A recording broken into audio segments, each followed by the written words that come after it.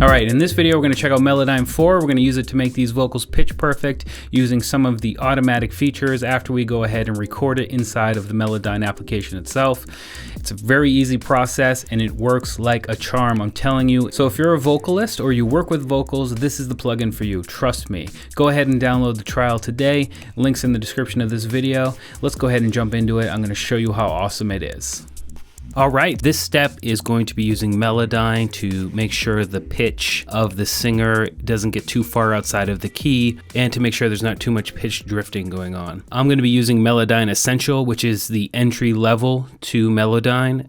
You can go much bigger if you wanted to, if you're processing a lot of vocals and it's very important to you if you're trying to go to the next level. Melodyne Essential is perfect for this because the singer is already pretty good. Just a couple of notes, the here and there kind of fell outside of the key range. There's a little bit too much pitch drifting in certain areas, but it's very simple to use Melodyne. And just like RX, I'm going to just let Melodyne do the work. I'm not going to do anything outside of the setup of the plugin so it can do its processing by itself. I'm going to go ahead and drop Melodyne on the channel. This is the cleaned audio from the RX session, and I've got it titled as clean.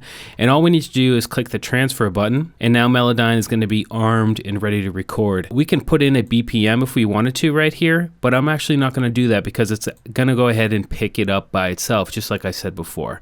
So I'm going to go ahead and let the vocal play. When you have Melodyne Essential, you need to let the entire vocal play, or whatever you want to process, you need to let it play in real time so it can get captured inside of the plugin. So I'm going to go ahead and do that. I'll probably let the first little bit get recorded so you can see what happens, and then fast forward to the end so we can see what happens when it's done. I don't really think we need to listen to the entire song again. I'm just going to make sure the play cursor is at the beginning by double clicking the stop sign inside of Ableton Live, and go ahead and hit the space bar so it plays and it gets captured inside of Melodyne.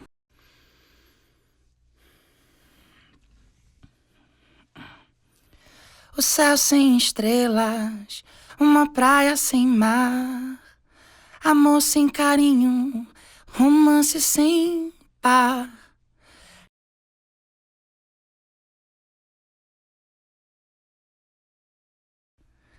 100% você. All right, so it's stopping right now. That's the end of the track. So I just go ahead and hit the space bar, and Melodyne's going to process.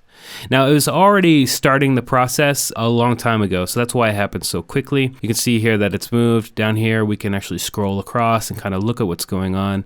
And the first thing I want to point out to you is, look, 90 BPM. It has correctly identified the project BPM. You can see here inside of Ableton Live, it's 90. Just like I said before, I'm only going to do the automated processing here. So I'm not going to even touch on these tools, but again, just like all of these other professional level plugins, you can get in and do the work if you need to do something differently. But I'm just trying to showcase the power of plugins from 2017, like I said. So I'm just going to click this button, and it gives me two options: pitch center, pitch drift, and I can snap to A major. I'm going to go ahead and snap it to A major because that's the key of the track. If I unsnap it, you'll see that there is some movement happening. What I can do is actually move the center of these blurbs or blobs, I forgot what they're called, but I can move it closer to the center of the note so it's even closer to the key of the track. And I'm going to push it all the way to 100%. And as I do that, just keep an eye on the blobs down here and see that they're moving. So you can see that the singer was very close, and that's the way you want it to be, because if you have to move the tone too much, you're going to hear it and it's going to sound like that T-Pain auto-tune effect.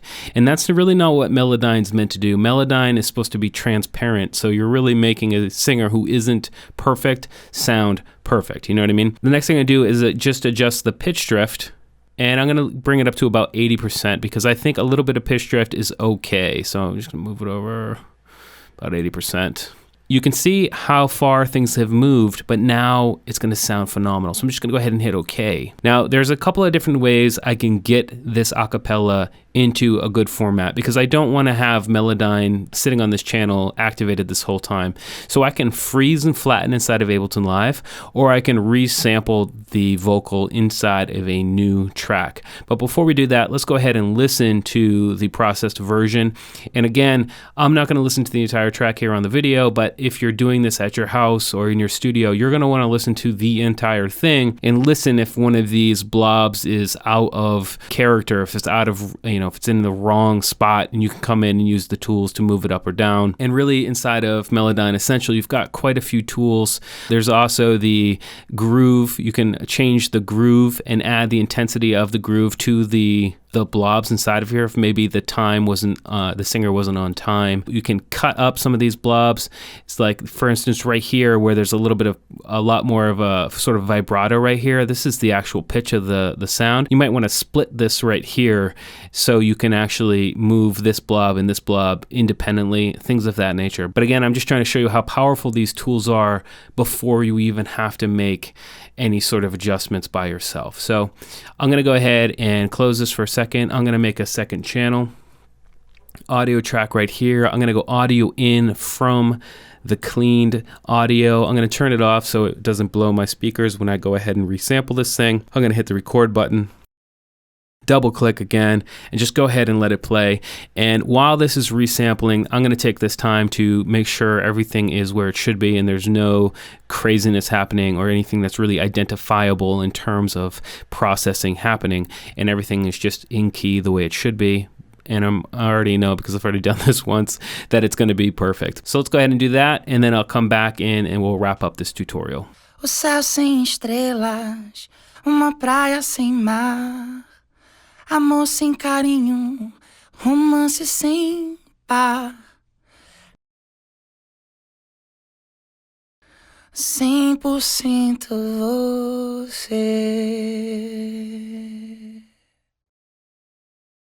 Okay, so here I am. This is the cleaned version now. If I turn it on auto, it's the cleaned and pitch corrected. So I'm going to rename it clean and pitch correct.